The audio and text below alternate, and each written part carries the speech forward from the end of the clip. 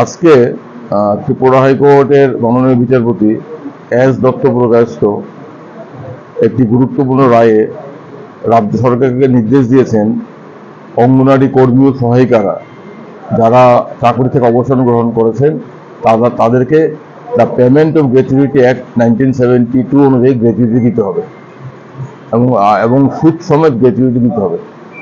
এবং মাননীয় উচ্চ আদালত অত্যন্ত স্পষ্টভাবে দ্ব্যর্থহীনভাবে জানিয়েছেন সমস্ত অঙ্গনওয়াড়ি কর্মী সহায়িকারা তাদের ক্ষেত্রে পেমেন্ট অফ গ্র্যাচুইটি অ্যাক্ট 1972 প্রযোজ্য।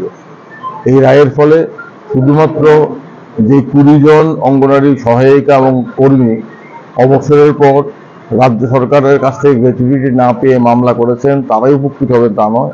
এই রায়ের ফলে এই রাজ্যের 10,000 অঙ্গনওয়াড়ি কর্মী সহায়িকারা সবাই উপকৃত হবেন।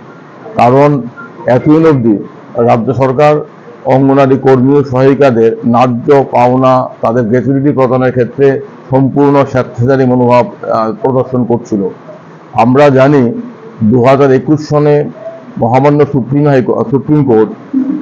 কোর্ট গুজরাটের অঙ্গনওয়াড়ি কর্মী সহায়িকাদের একটি মামলায় অত্যন্ত গুরুত্বপূর্ণ রায় এবং পর্যবেক্ষণ দিয়েছিলেন। সেই মামলায় সুপ্রিম কোর্ট বলেছিল অঙ্গনওয়াড়ি কর্মী সহায়িকারা সারা দেশে অত্যন্ত গুরুত্বপূর্ণ দায়িত্ব তৃণমূল স্তরে কাজ করেন এবং তারা যথেষ্ট রকম বঞ্চিত।